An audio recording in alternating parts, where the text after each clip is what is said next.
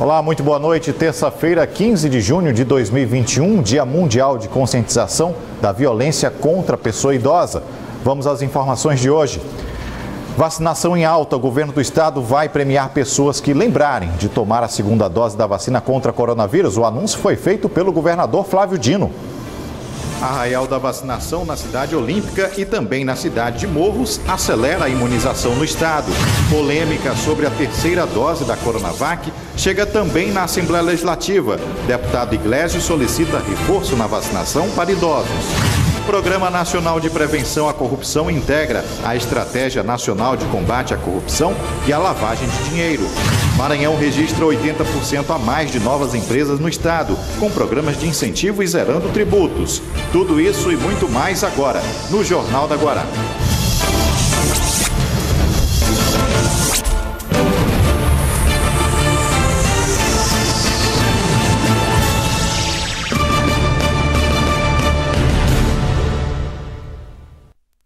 Começamos a edição dando destaque a um assunto que vem causando discussões nas redes sociais e até mesmo entre os centros de pesquisa. Afinal, a vacina Coronavac vai precisar de uma dose extra? O assunto ganhou repercussão dentro da Assembleia Legislativa aqui do Maranhão, onde o deputado Iglesias já fez uma solicitação de que idosos com mais de 70 anos recebam mais uma dose da vacina. O Instituto Butantan declarou que não existem dados que justifiquem a necessidade de uma terceira dose. A Coronavac foi a primeira vacina a ser aprovada no Brasil. De imediato, passou a ser aplicada nos primeiros grupos prioritários. No entanto, a efetividade da vacina do Butantan vem sendo questionada. Um estudo preliminar realizado por pesquisadores brasileiros mostrou que a efetividade média da Coronavac foi de 42% em idosos com mais de 70 anos e 28% em idosos com mais de 80 anos. Esta médica infectologista confirma que a Coronavac produz menor número de anticorpos e detalha a diferença entre a eficácia e efetividade da vacina. A efetividade ela tem a ver com o grau de exposição. Então, por exemplo, nesse momento que você tem uma grande circulação viral, você pode estar muito exposto. Se você está vacinado, não usa máscara, vai em aglomeração, você é idoso ou você tem alguma comorbidade, você obviamente que está exposto a contrair a doença, embora você esteja vacinado. Integrante da Comissão de Saúde na Assembleia Legislativa do Maranhão, o deputado Iglesias Moisés vem defendendo a tese de que é preciso revacinar quem tomou a Coronavac. Revacinar é uma necessidade. Eu tenho certeza absoluta que nós muito em breve estaremos revacinando, principalmente os idosos, os profissionais de saúde com mais de 60 anos, que também estão expostos a altas cargas virais, exposição de risco total. Para o deputado, não basta só vacinar uma terceira vez. É preciso mudar o tipo de vacina. Pode substituir por uma vacina de vetor viral, como a AstraZeneca, uma vacina de RNA mensageiro, como a vacina da Pfizer, que está cada vez mais presente aqui na nossa realidade. Ele diz ainda que o custo da revacinação é bem menor que o de internações. O paciente fica um mês numa UTI, um óbito familiar, quando alguém morre, o custo maior é esse. A vacina da Pfizer custa $10 aqui no Brasil. A vacina da AstraZeneca custa $4,50. A gente está falando de R$22 por uma dose de vacina da AstraZeneca e R$50 aproximadamente por uma dose de vacina da Pfizer. Algumas pessoas que foram vacinadas com a Coronavac foram acometidas pela Covid-19. Há casos em que as pessoas evoluíram para a fase mais aguda e não resistiram, mesmo vacinadas. A infectologista diz que o Ministério da Saúde precisa acompanhar esses casos e identificar o que acontece. Tem condições de encomendar estudos de efetividade, assim como acompanhar os estudos de efetividade. Aquelas pessoas também que foram submetidas no Brasil a ensaio clínico com a Coronavac, elas estão em acompanhamento, então o Ministério da Saúde pode pedir o resultado de como está a evolução dessas pessoas, quantas que participaram do ensaio clínico, que foram milhares, tiveram Covid até o momento, se alguém morreu. Então isso é uma obrigação do Ministério da Saúde. Ao final, ela dá um alerta que vale para vacinados, independente da vacina, e não vacinados.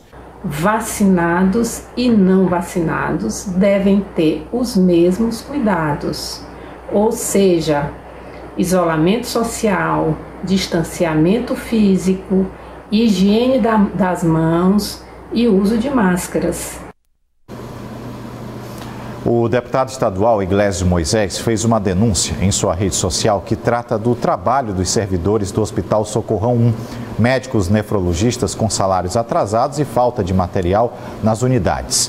Bom, outras mensagens também foram publicadas com indicativos de falta de vários medicamentos. Em um deles, até tratando da falta de antibióticos no Socorrão 2. A Secretaria Municipal de Saúde de São Luís se posicionou, emitiu uma nota repudiando as afirmações do deputado Iglesias, destacando que não há atraso no pagamento de médicos em relação aos insumos. A SEMUS está acompanhando com a prestadora um atraso nas medicações e que isso não compromete o trabalho da unidade de saúde.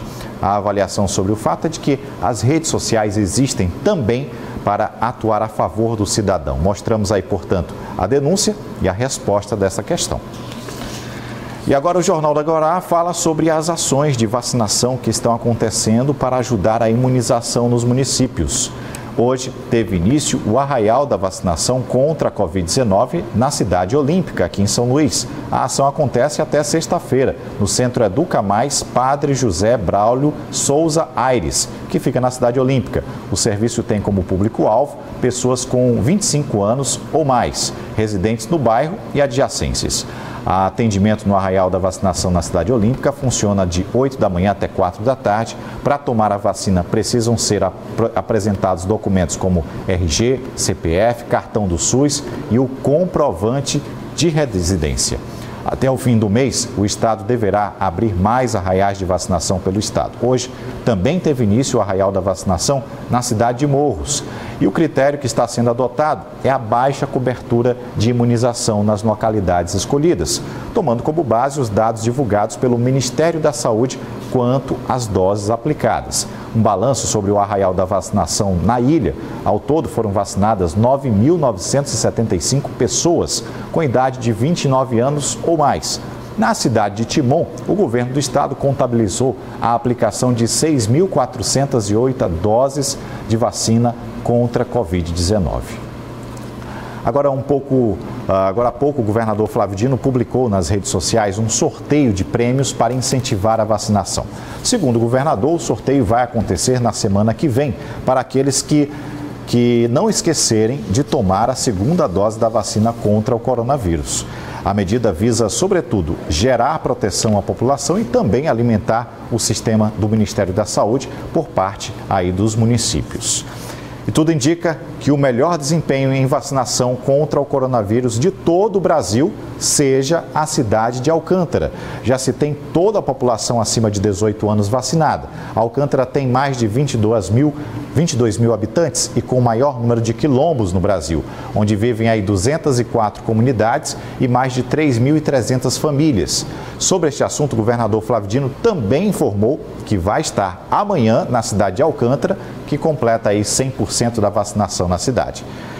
Vamos para o intervalo. Na volta, os bastidores da política.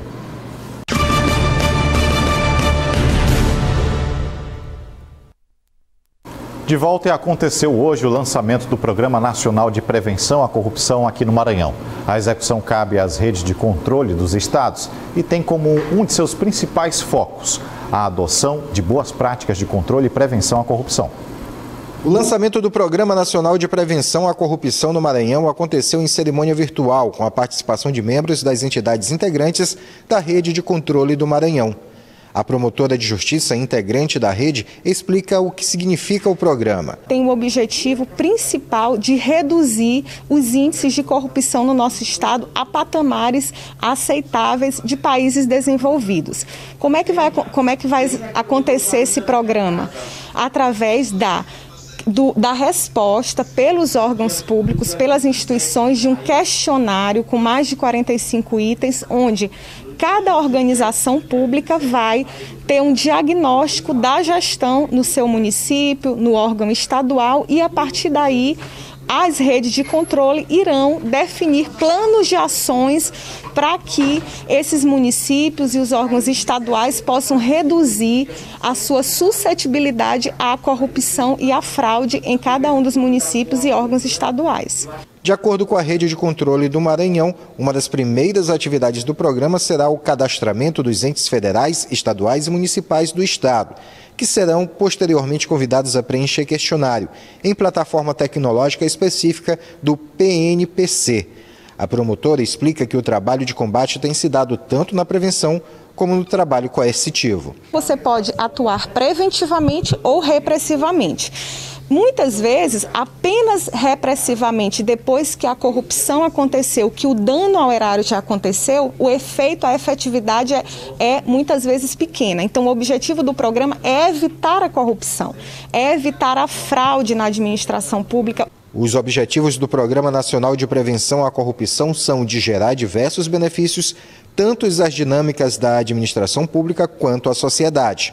É importante dizer que o Programa Nacional de Prevenção à Corrupção, ele não obsta a que investigações de ilícitos contra a administração pública ocorram diariamente. Então, além da prevenção, existem também vários trabalhos de investigação, atuações de órgãos de controle, de órgãos de fiscalização e investigação no combate à corrupção. São duas vertentes no combate a esse fenômeno tão nefasto que chega a patamares bilionários por ano no Brasil, de desvio de recursos públicos, e de fato que nós precisamos olhar para isso, e é isso que o Programa Nacional objetiva. Muito bem, hora dos comentários da política aqui com o Marcos Saldanha, que já aqui conosco no Jornal da Guará. Boa noite, Saldanha. Boa noite, Hugo. Saldanha, antes da gente começar, eu queria mostrar para os nossos telespectadores uma informação sobre uma visita, possível visita do ex-presidente Lula, ex-presidente do Brasil, aqui ao Maranhão. E a gente tem essa informação que a gente conseguiu com o governador Flávio Dino, que é um dos articuladores para essa visita, não só ao Maranhão, como em outros estados. Vamos conferir. Nós estamos acompanhando essas agendas, ajudando a montar em vários estados do Nordeste, e está prevista a vinda do presidente Lula para pequenas reuniões por conta das questões sanitárias. Não haverá nenhum evento público de massas, assim, em praça pública, como nós gostaríamos de fazer, mas seguramente ele virá aqui em breve para essas conversas com segmentos políticos, visando a progressiva, embora com tranquilidade, sem pressa, definição das táticas eleitorais futuras no ano que vem, tanto na eleição estadual quanto na eleição nacional. Deve ser entre julho e agosto deste ano, né? A previsão é que aconteça essa viagem, depende também da definição dos outros estados, porque a proposta inicial é que ele vá nos 4, 5 estados do Nordeste, entre os quais o Maranhão. Tá aí, então. Já é um ponto para a gente partir aí. Os partidos já dialogando, já se articulando, já se movimentando.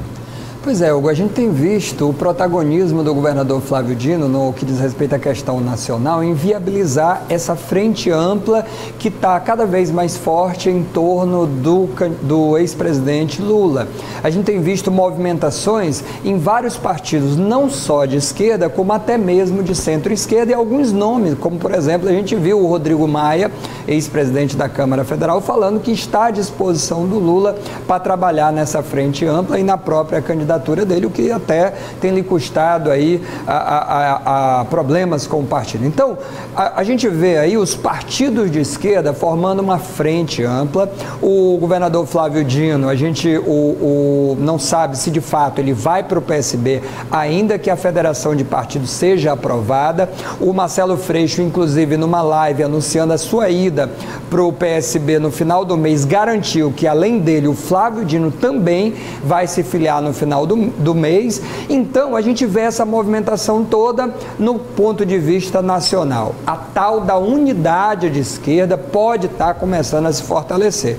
O que preocupa mesmo, Hugo, é como é que fica essa unidade no governo do estado do Maranhão. Aqui no estado do Maranhão, Por exemplo, hoje chamou a atenção uma entrevista do deputado Fufuca, do PP, dizendo que o PP garante apoio ao senador Everton Rocha na disputa ao governo do Maranhão e ao senador Flávio Dino. Bom, não há dúvida que o partido, o PP, possa se posicionar por nomes, mas a grande questão que fica é: o governador Flávio Dino é ou não é uma liderança política? Ou seja, decidir por um apoio a candidato A ou B dentro de um arco de aliança liderado pelo governador Flávio Dino não passa pelo governador Flávio Dino? Ou seja, o PP, antes de anunciar A ou B, não tem uma discussão partidária com um grupo de partidos que faz parte para poder tomar o seu posicionamento? O próprio governador Flávio Dino tem feito vários acenos, vários encaminhamentos, mas ainda não definiu em absoluto. Pode ser que, para bom entendedor, poucas palavras bastem, mas o que pesa de fato é o anúncio oficial. Mas o que a gente vê são os partidos já tomando um caminho, né? Caminho que, quando você anuncia, fica muito mais difícil depois você voltar atrás. Então essa é uma questão que pode pesar muito, já que na eleição municipal é notório nacionalmente que houve uma derrota para o grupo Flávio Dino. E toda vez que o grupo entrar rachado, dividido, ele correrá o risco da derrota. Então, a grande dúvida exatamente é se não há uma fragilidade aí, uma fissura que foi aberta desde a época da eleição municipal e que parece que, com declarações como essas do PP hoje, ainda não se fecharam. Ou seja, nacionalmente você vai tentando compor acordos que não são fáceis. Por exemplo, PSOL, PT, PSB, PDT, outros grupos políticos, até mesmo, né, a mais à direita. Um diálogo com Dória, por exemplo, Flávio Dino, Fernando Henrique Cardoso, do PSDB, ele vem se dando na esfera nacional. Mas na esfera estadual, o que a gente tem visto exatamente é uma divisão. Então, essa questão do grupo, ela é fundamental. Ou seja, o Lula vem e tem encaminhado para isso. A própria irmã da Marielle Franco, ela se filiou ao PT. O William, a Jean William, saiu do PSOL, veio para o PT. Quer dizer, o Freixo deixou o PSOL, foi para o PSB, será candidato ao governador do Rio de Janeiro. Ou seja, decisões que mostram você tomar um caminho em torno de um projeto mais amplo e maior. Isso, do ponto de vista nacional, a gente tem visto. No ponto de vista estadual, Hugo, esse talvez seja o maior desafio. Ou seja, se perder a eleição o grupo Flávio Dino, não vai ser para nenhum rival, vai ser exatamente para o próprio grupo, com essa incapacidade de formar uma unidade. Esse é o maior desafio. Marcos Saldanha, muito obrigado pela participação. Eu que agradeço, boa noite. Boa noite. Bom, e a gente segue para o intervalo, na volta falando sobre outras informações, o registro de aumento em 80% em novos negócios aqui no estado.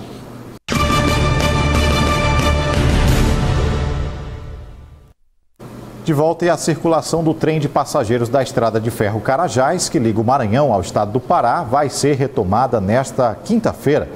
O transporte de passageiros estava suspenso desde o dia 24 de maio para conter o avanço da variante indiana do novo coronavírus, após a confirmação de casos em São Luís, que foi isolado. A retomada da circulação atende uma solicitação da Agência Nacional de Transportes Terrestres. Os bilhetes já estão disponíveis para compra a partir de hoje pela internet. De acordo com a Vale, o trem retoma as atividades, adotando as mesmas medidas de controle sanitário e saúde, com protocolos voltados à venda de passagens com até 15 dias de antecipação e embarque de passageiros durante a viagem. Ao todo, existem 15 pontos de parada entre os dois estados. Dúvidas, faça contato pelo Alô Ferrovias, é o 0800 285 7000. Bom, e o Jornal da Guará fala agora sobre um aumento de 80% de novos negócios aqui no Maranhão. Com a isenção do pagamento do alvará, houve um estímulo para a criação de novas empresas. Os números foram divulgados pela Junta Comercial do Maranhão e revelam um dado positivo. É que do dia 5 de abril a 9 de junho deste ano, cerca de 2.500 novos negócios foram criados em todo o estado. Um aumento de 80% em comparação ao mesmo período do ano passado, quando 1.300 empresas foram abertas. Segundo o presidente da Junta Comercial do Maranhão, um dos fatores que colaborou muito para esse alto índice foi o programa Taxa Zero, uma medida do governo do estado que isentava o pagamento de taxas. Dentre esse conjunto de força de ações que o governo vem promovendo, nós fizemos essa campanha, do Taxa Zero para a abertura de novos negócios. O setor que mais cresce sempre é o do comércio varejista, principalmente é o setor que nós tivemos um número de empresas, de maior quantidade de empresas abertas. O setor de comércio varejista foi o que mais cresceu com a criação dessas novas empresas, que ajudam a movimentar a economia. São Luís, Imperatriz, Pinheiro, Balsas e São José de Ribamar são as cidades que mais atraíram novos investimentos. De olho nesse alto índice, o governo do Maranhão vem implantando medidas para que essas novas empresas continuem gerando renda para o estado. Sabemos que existe um risco grande de muitos negócios históricos, muitos dos negócios que abrem vêm a fechar. Mas é justamente aí que entra a parte do governo do estado, no sentido de dinamizar mais a economia e assim esse negócio continuar aberto, gerando emprego e renda tão importante para o nosso estado. Com essas informações, a gente encerra a nossa edição de hoje. Você fica agora com o programa Os Analistas. Amanhã a gente está de volta. Tchau.